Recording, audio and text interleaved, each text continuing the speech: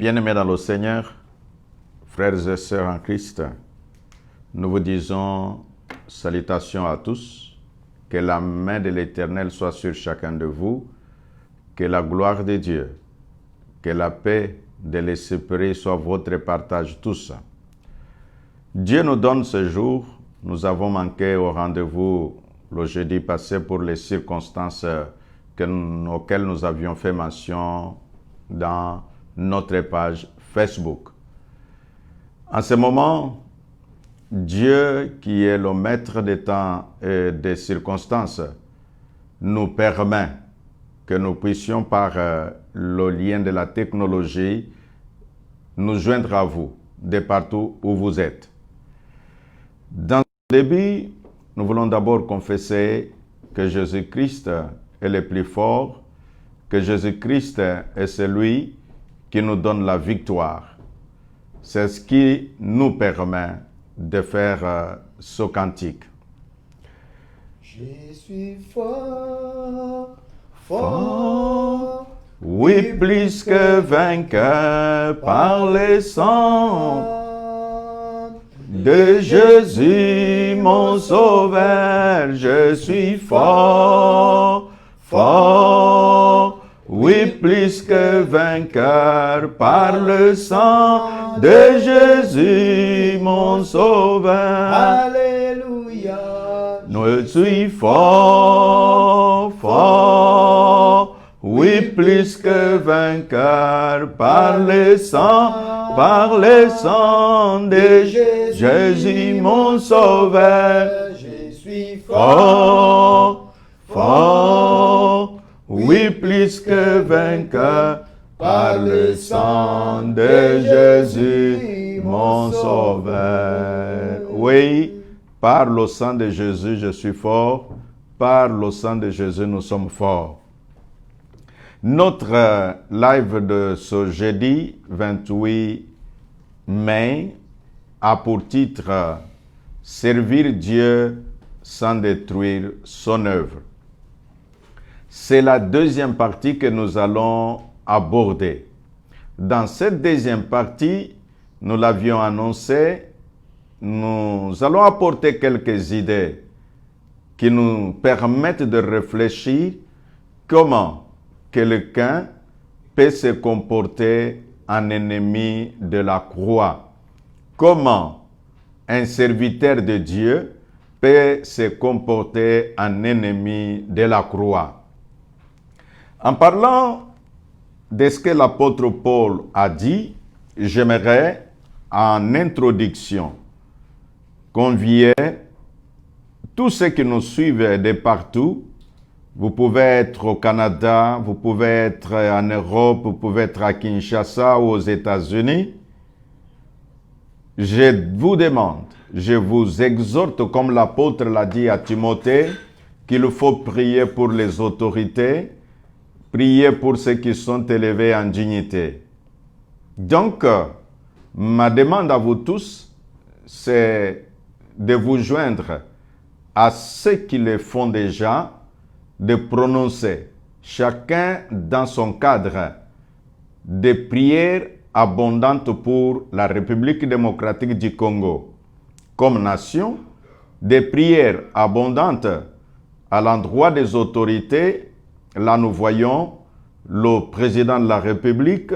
Portons-le devant le trône de la grâce afin que Dieu le protège, que Dieu lui donne toute la sagesse qu'il faut pour la direction de ce grand pays et de ce grand peuple. Prions pour les responsables au niveau du Parlement. Ne manquons pas de prier pour les juges et les magistrats. N'oublions pas les médecins, les infirmiers dans les hôpitaux, surtout en cette période de la pandémie. Dans nos prières, ne manquons pas de faire mention aux enseignants et aux étudiants. Donc nous disons là, pensons aussi à notre armée et à la police congolaise. Donc pensons aux pasteurs et aux fidèles et nous disons, prions pour tous les Congolais.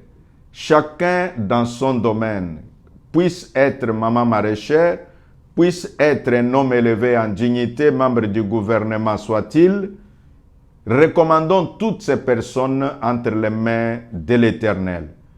Comme dit l'apôtre Paul, afin que les Congolais vivent dans la paix, que les Congolais vivent dans la dignité. Par ta prière, Dieu peut empêcher toute personne qui a un plan machiavélique contre les autorités du pays, toute personne qui peut avoir un plan machiavélique contre la RDC. Donc, je crois que ces quelques paroles qui ont été prononcées constituent aussi en elles-mêmes la prière auprès de l'Éternel pour que Dieu protège le Congo et ses dirigeants. Nous disons servir Dieu sans détruire son œuvre, c'est notre thème. Nous avons lu dans le livre de Paul aux Philippiens, il dit au chapitre 3, nous allons au verset 16 jusqu'au verset 20, il est écrit: seulement là où nous en sommes, marchons dans la même direction et vivons en plein accord.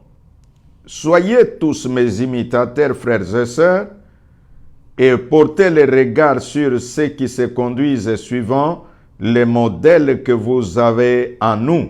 En effet, beaucoup se conduisent en ennemis de la croix de Christ.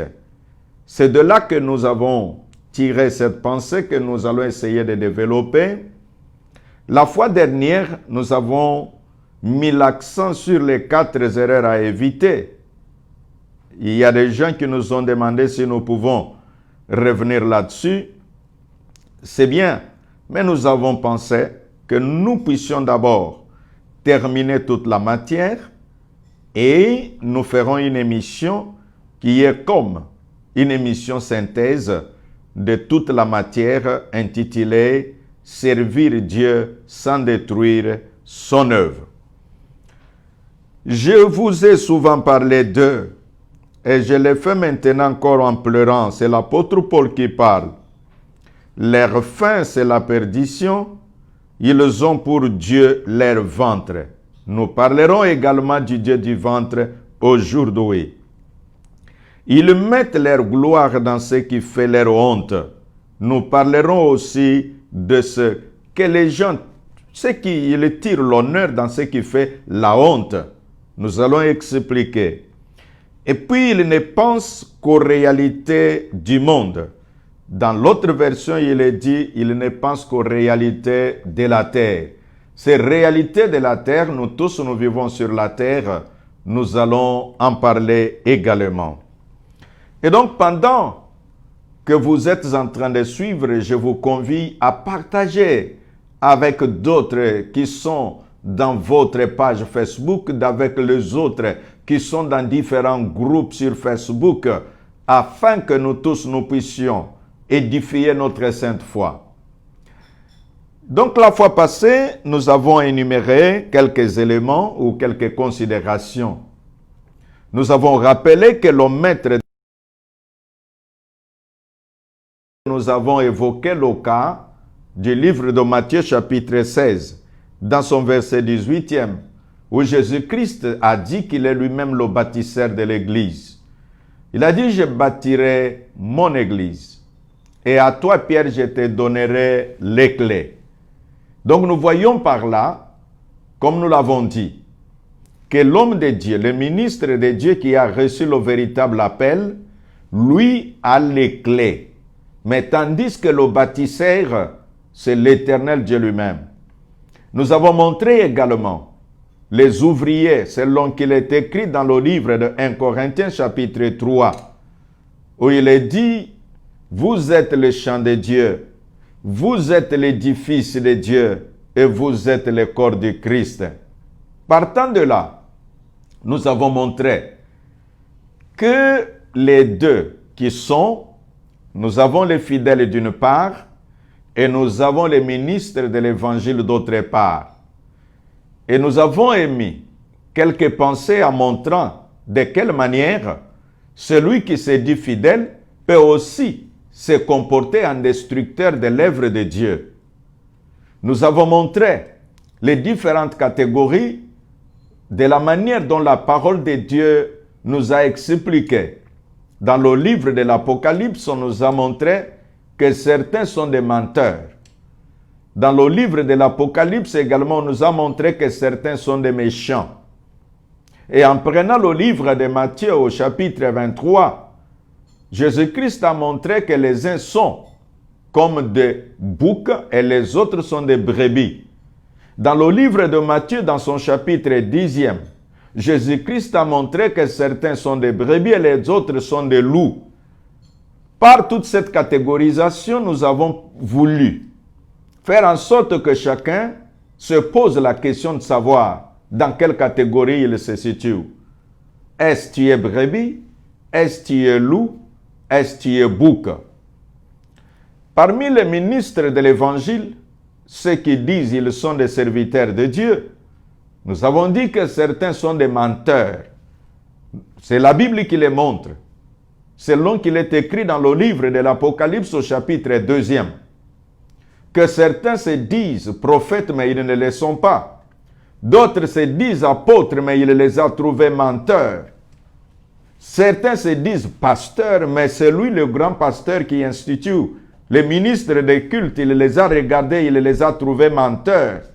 Donc il y a dans le champ du Seigneur certains qui sont purement des menteurs, mais du moins ils disent servir Dieu. Quelle est la volonté de Dieu? Ce n'est pas que tu ailles à la perdition. Ce n'est pas que tu demeures menteur.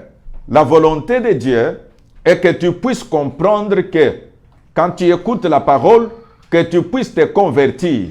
En te convertissant, tu seras en mesure de pouvoir bénéficier de la grâce de Dieu. Et là, nous disons que tant que l'homme vit, il y a de l'espoir. Tant que tu vis, mon frère, quand tu écoutes la parole de Dieu, et que tu regardes les différentes caractéristiques qui peuvent t'empêcher d'entrer dans le royaume des cieux, et que tu dises, oh mon Dieu, je vis encore, je vais m'amender. L'Éternel Dieu aura compassion de toi, aura compassion de moi. La fois passée, nous n'avons pas manqué d'insister en disant que la parole de Dieu, quand elle arrive, elle ne s'adresse pas juste à toi qui écoutes, elle s'adresse aussi à moi qui parle. Donc nous tous, nous sommes concernés. Nul n'est besoin de penser qu'il y a un ange quelque part qui parle aux démons. Mais non, non. Nous disons, nous sommes tous des êtres humains. Et en tant que tels, nous avons besoin d'écouter la parole. Et la parole de Dieu nous instruit. Et la parole de Dieu nous corrige. La parole de Dieu nous convainc. Et la parole de Dieu nous permet de changer. Ainsi, les 4 éléments qui vont faire l'objet de notre live de ce jour, le premier élément, c'est comporter en ennemi de la croix. Comment quelqu'un qui sert Dieu peut en même temps se comporter en ennemi de la croix? Nous allons utiliser quelques exemples contemporains, donc les exemples de notre temps, des choses que nous voyons ou que nous entendons, et nous disons que quand nous faisons cela, ça s'assimile à ce que l'on appellerait se comporter en ennemi de la croix. Pour qu'on puisse parler de l'ennemi de la croix, nous devons d'abord dire quel est le message de la croix. Le message de la croix, c'est un message de réconciliation. La réconciliation de l'homme avec Dieu et la réconciliation des hommes entre eux. En disant la réconciliation des hommes entre eux, c'est pour dire, en tant que serviteur de l'Éternel, quand tu dis que tu sers Dieu, tu dois te poser la question, est-ce que je réconcilie les hommes avec Dieu par mon message? Est-ce que je réconcilie les hommes entre eux par mon message? Ou je fais le contraire? Nous allons utiliser quelques exemples. Je vais vous donner un exemple. Un homme d'église ou un pasteur ou un évangéliste ou je ne sais pas quel titre il peut avoir au sein de l'église.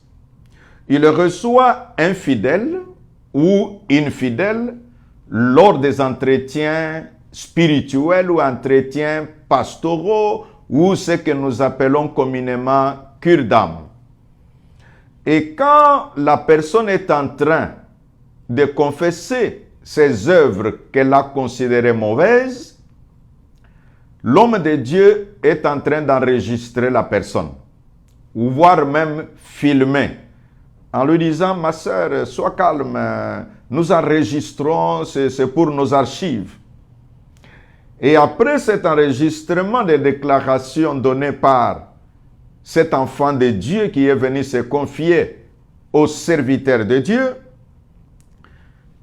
cela peut être que l'homme se retrouvait, ou la femme se retrouvait, vivant soit en impudicité, ou dans des relations coupables. Maintenant, celui qui est en train d'enregistrer, qu'est-ce qu'il fait? Il demande à la personne que oui, tu vois, il faut dénoncer le mal et il faut raconter tout sur cet homme-là, sur je ne sais pas qui.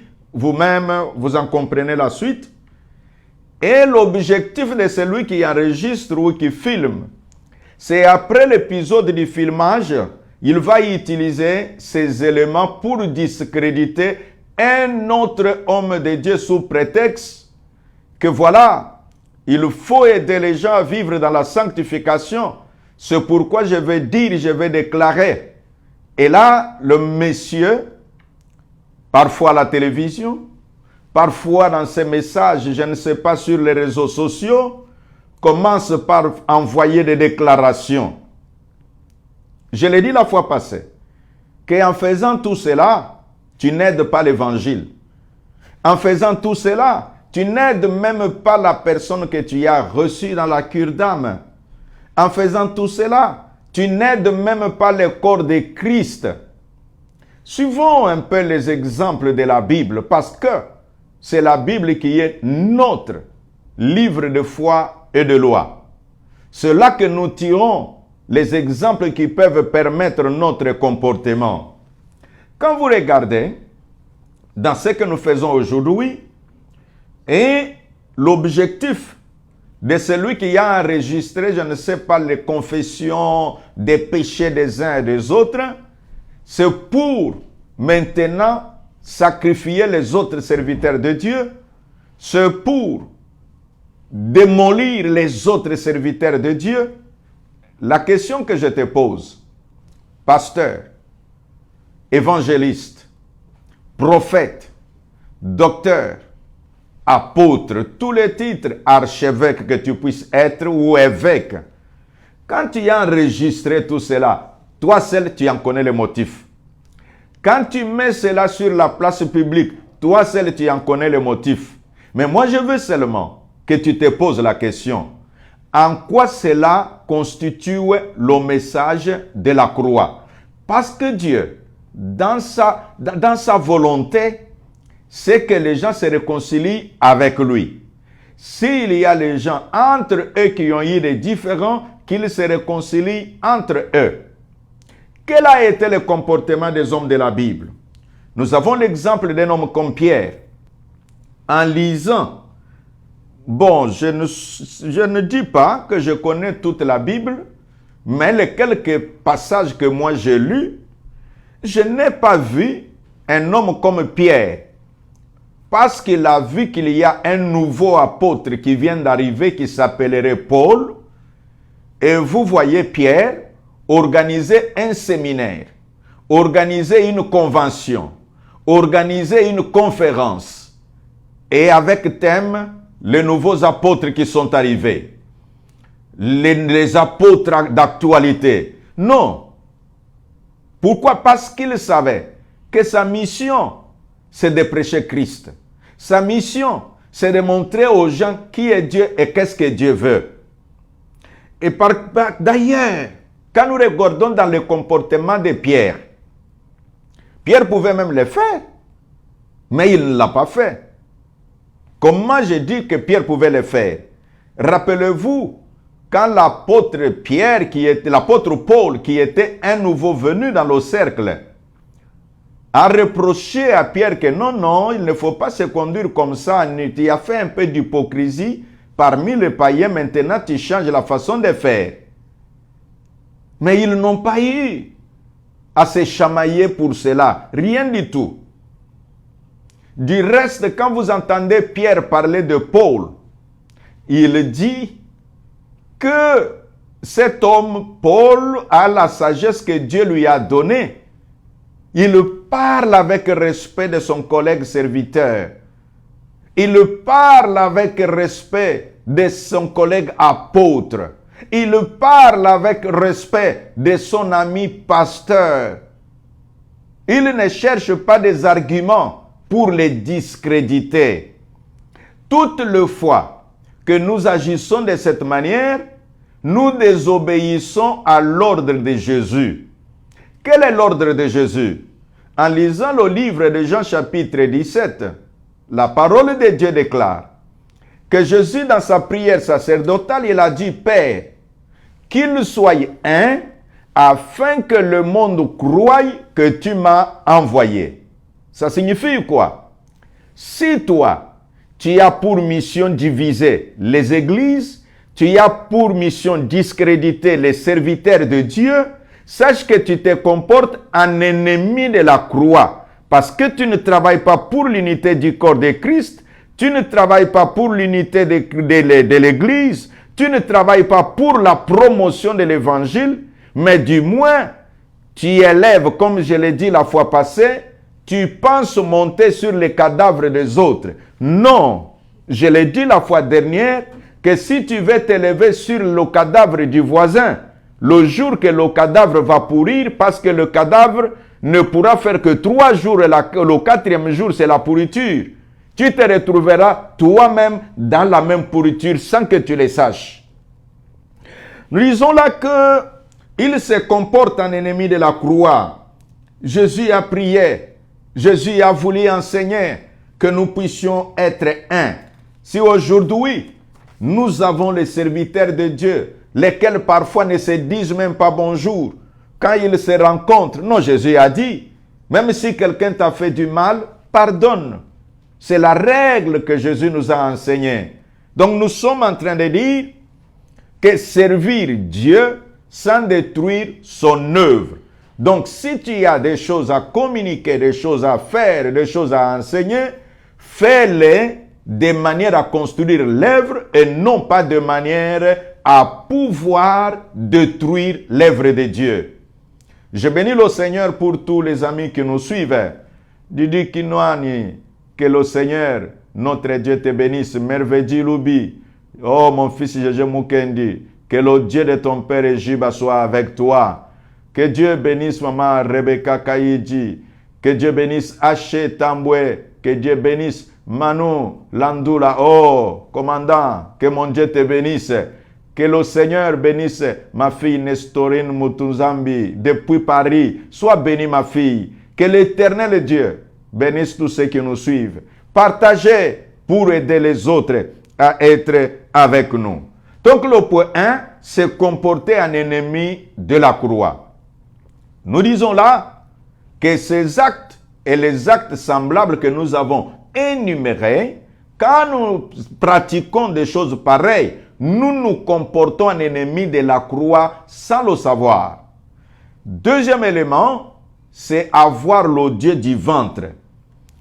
Ce n'est pas moi qui invente, c'est l'apôtre Paul qui dit que depuis des temps anciens, il y avait certaines personnes dont le Dieu qu'ils servaient était leur ventre. Ça veut dire quoi? Dans la pratique visible, vous voyez qu'ils servent le Seigneur. Mais en réalité, ce n'est pas Dieu qu'ils servent, mais c'est leur ventre qu'ils sont en train de servir. Comment quelqu'un peut servir le Dieu du ventre en lieu et place de servir le Seigneur des Seigneurs, l'Éternel Dieu de gloire? Là, nous disons 3 exemples. Ces exemples nous aident à ce que nous puissions nous examiner. Que ce soit moi qui prêche, que ce soit toi qui me suis, que tu saches comment tu peux déceler celui qui a pour Dieu son ventre. Quelqu'un qui, par exemple, son mobile de la prédication, son motif de la prédication, il prêche pour trouver la nourriture. Et il utilise les versets du genre, bon, la Bible dit, celui qui travaille à l'autel mange à l'autel, celui qui prêche l'évangile vivra de l'évangile. Oui, oui, c'est ça ce que dit la parole de Dieu. Est-ce que Dieu, en appelant ses serviteurs, il les appelle d'aller prêcher pour manger? Je ne pense pas. Il les appelle d'aller prêcher pour réconcilier les gens avec Dieu et réconcilier les gens entre eux. Le reste de ce que tu peux avoir n'est pas le motif du travail, mais c'est une conséquence dans ton travail. Si tu as eu des offrandes ou tu as eu des dîmes, que cela ne soit pas l'objet du travail, mais que cela soit juste les conséquences de ce qui arrive pendant que tu travailles. Mais si tu fais de cela ton motif, quand tu n'as pas mangé, la prédication change. Quand tu n'as pas eu de quoi manger à la maison avec les enfants, en tout cas la considération de l'œuvre de Dieu change. Je sais, tu me diras, évêque, mais tu connais toi-même, si tu n'as pas bien mangé, même les versets, tu ne les liras pas de la bonne manière. C'est une réalité et c'est une vérité. Mais sauf, je ne ferai pas de la prédication un gagne-pain. Qui veut dire quoi? Que je prêche pour que les gens me donnent à manger. Non! Je dirais, je prêche l'évangile pour le salut des âmes.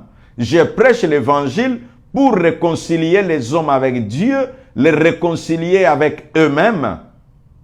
Si le Seigneur le veut, que pendant que je prêche, qu'il me donne à manger, je bénirai son nom. Et la deuxième chose, avoir le Dieu du ventre, ce n'est pas seulement le manger qui peut faire l'objet de la prédication. Quelqu'un peut faire de la prédication le moyen pour avoir les vêtements. C'est-à-dire, tu trouves quelqu'un dans tout son travail, quand il parle, il dit, ah, après ma prédication de l'autre fois, j'ai eu une veste Louis Vuitton, j'ai eu... donc il vante la qualité. Et vous sentez que la grande récompense qu'il a eue de sa prédication, ce sont les habits. La grande récompense qu'il a eue dans sa prédication, c'est l'ensemble de ces choses matérielles. À ce moment-là, ceci, quand il en parle, c'est non pas pour la gloire de Dieu, mais il veut montrer que si l'autre a prêché qu'il n'a pas eu la veste des grands cris, que ça soit Tommy ou je ne sais pas, vous connaissez bien autant de qualités, autant de marques qui font taper la tête des uns des autres. Mais ici nous disons, si tu mets l'habillement comme motif de ta prédication, tu as tapé à côté. Dieu veut que même si tu auras les habits comme une bénédiction, que ça puisse être quelque chose de secondaire et non pas quelque chose de prioritaire. L'autre élément, le Dieu du ventre, les comptes en banque. Oui, mais Dieu veut que ton compte en banque puisse être renfloué. Mais ne travaille pas avec objectif que les chiffres montent dans ton compte en banque. Non, travaille en disant, je prêche l'évangile. Mais Dieu qui m'a appelé sait que mon compte en banque ne doit pas être vide, parce que quand vous irez pour voyager, il va falloir payer les billets et cela va nécessiter que le compte en banque parle. Mais ce n'est pas ça mon objectif. Que Dieu nous aide. Et moi qui parle, et vous qui m'écoutez, je ne sais pas là où tu es. Est-ce que tu es déprimé parce que ton compte en banque est vide? Je le sais moi-même, que quand le compte en banque est vide, ça fait mal. Ça donne des soucis, ça fait des maux de tête. Mais avec le message que nous avons, nous disons, notre mission dans le service de Dieu, ce n'est pas pour remplir les comptes en banque, c'est pour que les âmes entrent dans le royaume des cieux. Et le Seigneur Dieu, qui connaît que nous avons besoin de toutes ces choses, il va nous les donner. Oui, si ton compte en banque était vide, que l'Éternel Dieu, pendant que tu es en train de réajuster tes pensées, qu'il les remplisse au nom de Jésus-Christ. J'ai dit là le deuxième point, c'est celui de montrer que le Dieu du ventre ne peut pas être le motif de notre prédication. Et troisième élément, c'est faire honneur ce qui fait la honte. Il y a certaines choses que parfois, nous trouvons que ça fait honneur. Je vais donner je préfère donner des exemples pratiques pour être plus actuel dans notre message. Faire honneur, c'est l'apôtre Paul qui a dit ça. Laisse-moi relire la pensée de l'apôtre. Il dit ceci, qu'il y a des frères et sœurs qui se conduisent en ennemis de la croix. Il dit ceci, ils ont pour Dieu leur ventre et ils mettent leur gloire dans ce qui fait leur honte. Voilà. Donc, toi tu penses que ce que tu racontes là, c'est ça de l'honneur, mais selon le concept de Dieu, ça fera ta honte. Exemple, quand quelqu'un qui sert Dieu, parce que notre thème, ne nous perdons pas, signifie servir Dieu sans détruire son œuvre. Exemple, quand un homme de Dieu peut se proclamer lui-même, écoutez frères et sœurs, je suis pasteur, mais moi je ne suis pas pasteur comme les autres. Quand il en parle, il pense que c'est de l'honneur. Non, non, ça fait honte. Je vais vous donner un petit exemple de la Bible. Il y avait un homme que nous appelons Élie le prophète. Il a dit ceci à l'Éternel. Oh mon Dieu, on a tué tous les prophètes et je suis resté seul. Je veux, en nous regardant tous, que nous puissions avoir un peu les sentiments que pouvaient être les sentiments d'Élie à ce moment-là. L'Éternel Dieu lui répond que tu n'es pas seul, je me suis réservé encore 7000. Comment tu peux te sentir toi-même? Quand tu te déclares, je suis seul, et Dieu te dit, non, non, tu n'es pas seul, il y a 7000. Mais ça fait honte. C'est toi, c'est moi. Nous tous qui nous mettons debout pour parler de la part de Dieu. Toi, chrétien, ne pense pas que ton église est la meilleure de toutes les églises du monde. Je t'encourage de demeurer là-bas. Mais sache que quelque part, il y a encore les enfants de Dieu. C'est pourquoi Jésus, en enseignant la prière, il n'a pas dit, quand tu prieras, tu diras, mon Père céleste. Non, non. Il a dit ceci. Quand tu prieras, tu diras, notre Père qui est aux cieux. Notre Père. Notre, c'est le pronom personnel à la première personne de pluriel. Notre Père, ça signifie que c'est un papa à plusieurs enfants.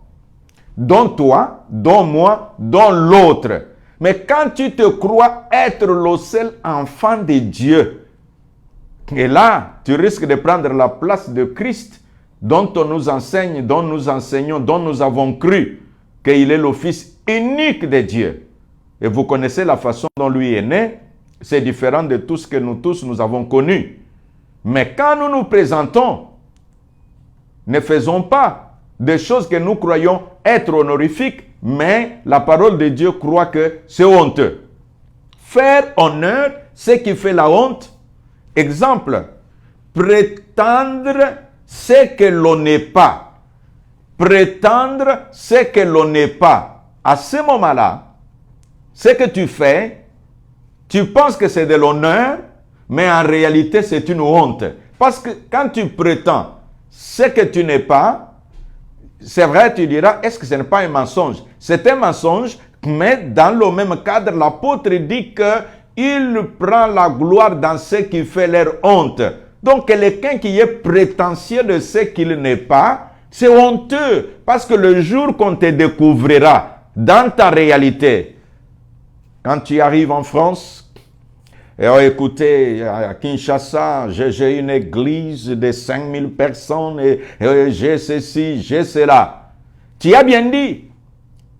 Mais quand l'homme que tu as écouté à Kinshasa, enfin à Paris, il arrive maintenant à Kinshasa, il ne sait même pas reconnaître où se trouve l'église.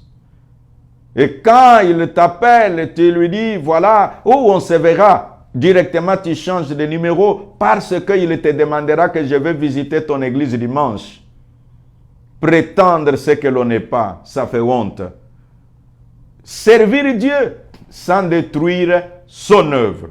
Un autre exemple, prétendre, c'est-à-dire beaucoup de prétentions à cause des relations humaines que l'on a, en oubliant sa relation avec Dieu et la valeur de son appel au ministère.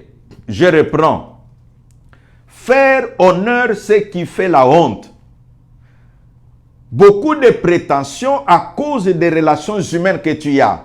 Quand tu t'élèves et tu trouves beaucoup de bien en parlant, je suis l'ami personnel de tel, je suis l'ami personnel de telle personnalité. C'est très bien. Gloire à Dieu pour ton carnet d'adresse. C'est une bénédiction que tu puisses avoir un carnet d'adresse bien fourni.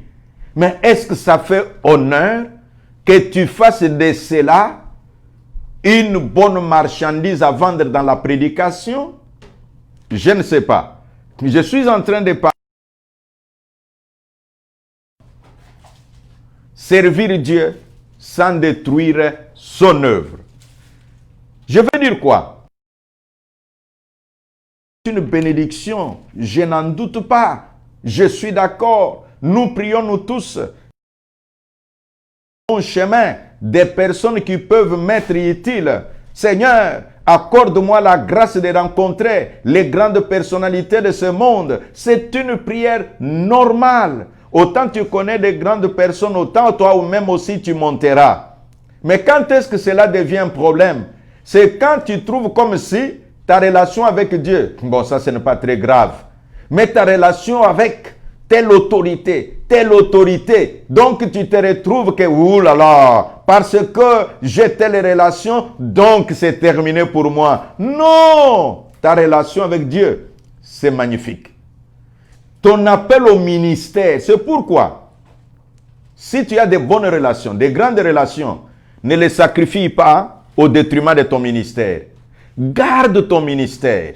Continue à t'occuper de ton ministère. Et en même temps, ne perds pas, ne néglige pas les hautes et grandes relations que l'Éternel Dieu t'a données. Donc je disais que le troisième point, faire de l'honneur ce qui fait la honte. Quatrième élément, attachement aux choses de la terre. Attachement. Le Seigneur veut que nous puissions avoir de grandes possessions, mais il ne veut pas que nous puissions tellement nous accrocher à ça, que nous puissions être capables de dire, j'en ai gloire à Dieu, je n'en ai pas gloire au Seigneur. Mais une chose est vraie, que le Seigneur me connaît. Et là, l'apôtre Paul dit que voilà, ces amis qui se comportent en ennemis de la croix, ils ne pensent qu'aux réalités de ce monde. Dans l'autre version, il est dit, ils ne pensent qu'aux choses de la terre, attachement. Penser aux choses de la terre ne signifie pas que si quelqu'un pense avoir une voiture, c'est un péché. Je ne dis pas ça. Je dis que cela ne devienne pas une priorité. Que cela soit un élément, comme qui dirait que la voiture n'est pas un luxe, mais juste un moyen de transport. Voilà. Même si tu l'as acheté très cher, considère que c'est un moyen de transport. Ne trouve pas que tu dois sacrifier ton appel parce que tu as besoin d'avoir une grosse cylindrée, ainsi de suite. Je disais, les honneurs au-delà des mérites, ça c'est penser aux choses de la terre. C'est-à-dire, tu sais que tu veux avoir les honneurs, mais dans ton cœur, tu sais, non, je mérite quand même les honneurs, mais pas à ce niveau où je veux là. Exemple, la Bible dit ceci. Nous devons donner l'honneur à qui mérite l'honneur. Si quelqu'un mérite l'honneur, accordons cet honneur-là sans trouver que ça c'est s'attacher aux choses du monde. Mais quand quelqu'un ne mérite pas l'honneur, mais vous sentez qu'il se bat, bec et ongle, il se bat, corps et âme, afin d'avoir les honneurs, à ce moment-là, ça c'est s'accrocher que s'attacher aux choses de la terre. Les privilèges, coûte que coûte, je dois avoir. C'est normal que tu aies tes privilèges. C'est normal qu'on t'accorde ce que tu dois avoir. Mais, en fait, en tenir modicus, ça peut être un attachement aux choses de la terre. Les acquisitions, tu peux avoir autant de parcelles que tu veux. Tu as des appartements dans tel état où tu t'es déjà réservé une place à la lune ou dans tel astre comme il y a les astronautes qui y vont. Il n'y a pas de problème. Ou même tu as déjà payé ton ticket pour le prochain voyage dans d'autres planètes. Ok, une bonne chose. Mais si tu es chrétien, est-ce que cela peut être tu tombes malade parce que tu n'es jamais allé à la lune? Non, ne tombe pas malade. Pense et crois sincèrement que Dieu est avec toi. Avec toutes ces paroles, j'aimerais dire, servir Dieu sans détruire son œuvre. J'ai fait ces détails que l'apôtre Paul a enseigné aux Philippiens pour nous dire à nous tous que si tu en as, gloire à Dieu. Si tu y en manques, prie le Seigneur sans démolir ta foi pour cela. Que l'Éternel notre Dieu, le Créateur des cieux et de la terre, celui qui a voulu que nous puissions nous retrouver ce jour dans ces lives, dans ce direct, sous le thème servir Dieu sans détruire son œuvre, que chacun de nous, là où il est, la partie qui peut t'avoir aidé, partage avec l'autre. Ce que tu manques, que le Seigneur, Dieu de gloire, puisse nous aider. Donc, je dis merci à tous ceux qui nous suivent de partout. Je bénis le Seigneur pour Jemima Ngandou. Oh, ma fille, sois bénie là au Canada. Judith Oyongo, sois bénie de là où tu te trouves en France. Merci beaucoup. Dorcia, docteur, que Dieu te bénisse ma fille. Que le Seigneur, Dieu de bonté, soit avec tous ceux qui nous suivent de partout. Emmanuel Kalambaye, oh mon fils, que le Seigneur te bénisse. Sache Kim, oh ma fille, sois bénie. Tete Mokendi, ma fille, sois bénie. Jean-Claude Lukanga, pasteur, que mon Dieu te bénisse. Que Dieu bénisse ton épouse. Que Dieu bénisse tous ceux qui nous ont suivis. C'est par son message que je vais prononcer une prière. Et je dis merci avant de prier à tous ceux qui ont travaillé avec moi pour rendre ce direct possible. C'est vrai que nous avons eu quelques minutes de retard, mais c'est la technique que vous le savez que ça arrive. Que Dieu bénisse mon fils Nicolas Moulumba. Que l'Éternel Dieu bénisse mon fils Ézéchiel Metila. Que Dieu bénisse Dave Kabeya. Que le Seigneur bénisse Pierrot et Jiba. Cette équipe m'a accompagné pour que nous puissions vous atteindre là où vous êtes. Que l'Éternel Dieu de gloire, le Dieu qui a créé les cieux et la terre, bénisse la République démocratique du Congo. Que l'Éternel notre Dieu bénisse le président de la RD Congo, j'ai cité le président Félix Antoine Tshisekedi. Que Dieu bénisse ses collaborateurs. Que le Seigneur bénisse les responsables des deux chambres de parlement. Que l'Éternel bénisse le gouvernement de la République démocratique du Congo. Les différents services, je pense à l'armée et à la police, que le Seigneur les bénisse et les protège. Je pense aux juges et aux magistrats, que l'Éternel Dieu veille sur les médecins et les infirmiers, les enseignants et les étudiants, chacun dans son domaine. La maman maraîchère, que mon Dieu s'occupe et pense à elle. Les commerçants, chacun selon son niveau. Yahweh, ma prière auprès de toi. Que ta main soit sur la RD Congo. Que ta main soit sur les hommes de Dieu de la RD Congo. Que ta main soit sur l'église de Kinshasa, l'église de la RD Congo et l'église de partout au monde entier. Soyez bénis. Soyez prospères. De partout où vous êtes. Quels que soient les effets de la pandémie, que le Dieu qui restaure les uns et les autres. Au nom puissant de Jésus-Christ. Je bénis tous ceux qui nous ont suivis. Je bénis tous ceux qui vont nous suivre par après. Au nom de Jésus. Soyez bénis. Vous qui êtes sur YouTube, n'oubliez pas. Juste cliquez sur abonner et encore vous cliquez la deuxième fois sur la cloche et directement dans quelques secondes vous êtes abonné et vous continuerez à recevoir nos exhortations. Notre prochain live, c'est le jeudi prochain. Que l'Éternel Dieu, le Dieu de l'évêque Jiba, vous bénisse tous au nom de Jésus. Amen.